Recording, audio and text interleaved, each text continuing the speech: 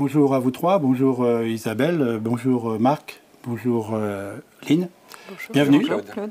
Bienvenue au congrès Synergie de Lille, sous la pluie ce matin. Écoutez, qu'est-ce qui est important pour vous d'être présent à ce congrès historique? Je commence par vous, Isabelle.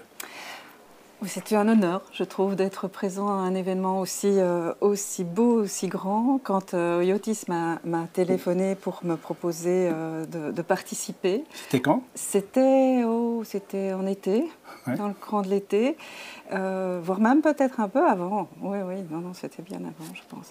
Parce que, voilà, j'étais emballée. J'ai déjà fait des conférences avec ICF Synergie. Et puis on a un point qui nous touche, c'est qu'ICF Synergie et moi, on a notre anniversaire le même jour. Ah. C'est-à-dire aujourd'hui. Joyeux anniversaire. Joyeux anniversaire. Voilà, merci. Ah, une belle constellation. Voilà, et donc c'est un beau cadeau d'anniversaire de venir ici aujourd'hui. Ok. Marc, qu'est-ce qui est important pour vous en étant présent ici? En tant qu'ambassadeur du Luxembourg, je suis en contact avec les autres ambassadeurs pour animer la dynamique synergie. Ça se voit sur les médias sociaux et se voir en vrai. C'était ça le plus important en présence pour les personnes qui, pour moi, ce ressenti corporel, je suis aussi photographe, ce ressenti de ce qui se passe et de ce qui se joue, c'était hyper important. C'est magnifique, des personnes qui viennent de partout avec les mêmes valeurs. Oui. Ouais, c'est souvent souligné, effectivement, ce partage, cette notion d'universalité. Éline, qu'est-ce qui c'était important pour vous d'être présent ici, à ce congrès?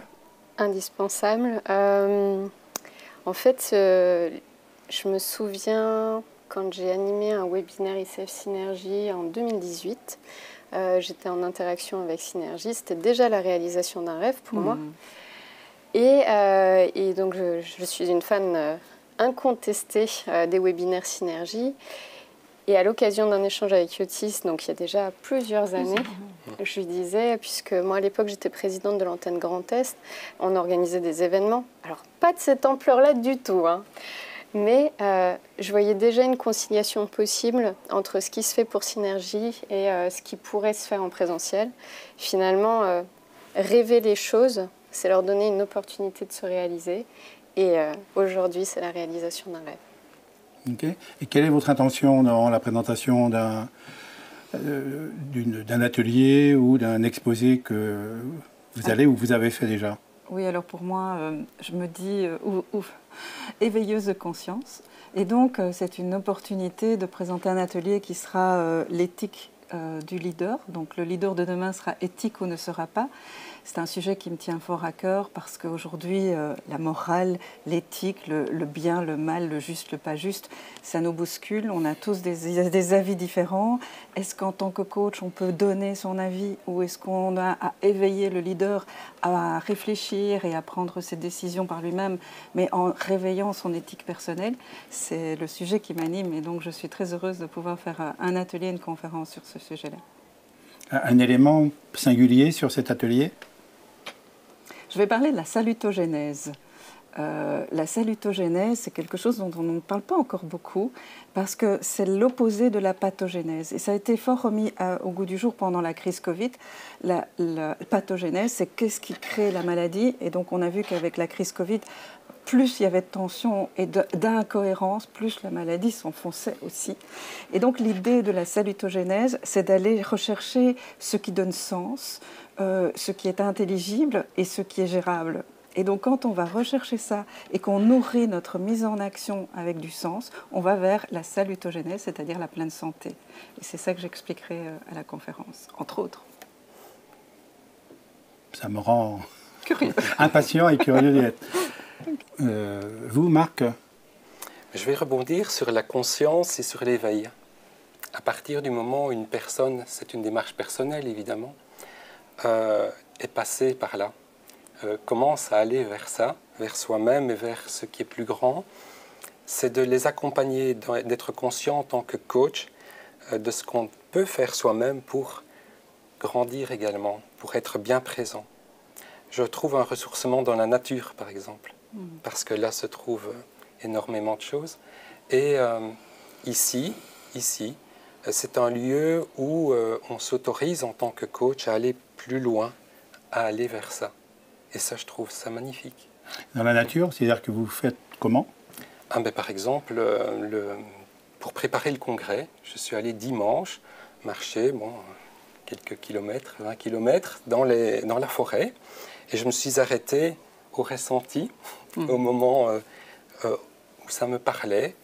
Et je suis resté en observation d'une source qui sortait. Voilà, par exemple. Évidemment, chaque personne va trouver des ressources justement dans la nature, là où ça lui semblera le meilleur pour elle-même. Mais c'est une force, c'est une force. Et c'était vraiment en préparation du congrès. Je me suis mis dans cette intention d'être qui je suis et qui je dois encore travailler pour pouvoir aller de l'avant, pour être moi-même. Et en tant que coach, je pense qu'on a cette possibilité-là. Merci de ce partage. J'entends le bruit de la source, là. Ah, oui. Lynn, qu'est-ce que vous présentez comme sujet? Je présenterai un atelier cet après-midi sur les 7 pouvoirs du leader hypersensible. Et ça fait écho un peu à ce qu'on a entendu là, que ce soit les thématiques d'éveil de conscience, les thématiques des sens. Donc c'est des choses qu'on abordera cet après-midi. 7, vous pouvez nous en dire 3? Alors 3, c'est un très bon chiffre parce que d'ailleurs ce découpage des plusieurs pouvoirs, ils vont se faire par rapport aux zones de notre corps. Donc il y a les pouvoirs en lien avec notre tête, les pouvoirs en lien avec notre cœur et les pouvoirs en lien avec notre corps. Donc à chaque fois, on en compte 2. Et le 7e, c'était une surprise pour l'atelier. Oui, je m'attendais bien à ce qu'il y ait une surprise. Et alors, sur la tête, par rapport dans l'entreprise, un monde de cadres dirigeants ou cadres avec une tête bien câblée, comme on dit, mais peut-être trop très câblée et pas dans tout, comment vous pouvez les amener? Quel est le niveau de résistance par rapport à des gens qui sont très dans la tête et justement plus de difficultés, plus de barrières à aller ailleurs? Alors du coup, le coaching, ce n'est pas une méthode qui apporte des solutions toutes faites, même quand on est spécialisé comme ça sur des profils hypersensibles. C'est une approche où on aide la personne à trouver sa propre solution. Donc par exemple, quand vous abordez ce sujet, quand on est en entreprise, on a beaucoup de choses dans la tête, ça me fait penser à la surmentalisation, qui est un des traits de l'hypersensibilité, et qui est parfois confondu avec le HPI, alors qu'il peut y avoir des hauts potentiels intellectuels qui sont hypersensibles, mais il peut y en avoir aussi qui ne le sont pas et vice-versa. Et donc, en tant que coach, j'aurais envie de vous poser la question, vous, qu'est-ce qui vous aide à débrancher quand ça mouline trop dans votre tête? C'est une très bonne question. Moi, j'ai même mes méthodes également, hein. Mais effectivement, c'est déconnecter du mental et sentir comme je vais aussi dans la nature, je vois aussi les sources, je prends quelques photos et ça marche. Enfin, je pense qu'en termes de coaching, ce qui est intéressant, c'est que ça marche. On n'est pas là pour passer du temps ou pour envoyer des factures et des honoraires. On est là pour que ça avance, pour que notre client avance et pour que les collectifs avancent aussi. Un mot d'éclusion?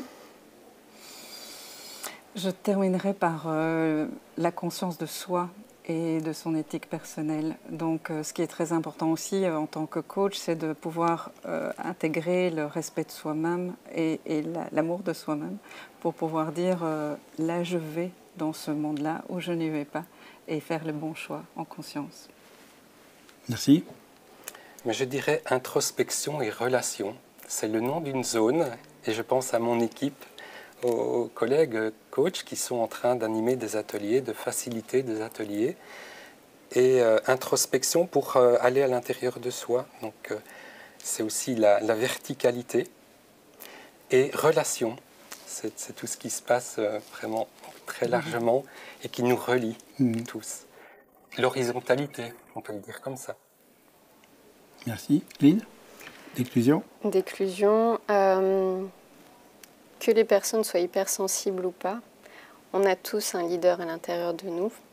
Et cette démonstration lors du congrès nous amène à voir que le leadership, finalement, c'est travailler en synergie. Cette horizontalité qu'il y a où chacun prend sa part pour produire quelque chose de plus grand que soi. Merci à tous les trois. Merci Isabelle, merci Marc et merci Lina. Merci. Merci. Merci Claude.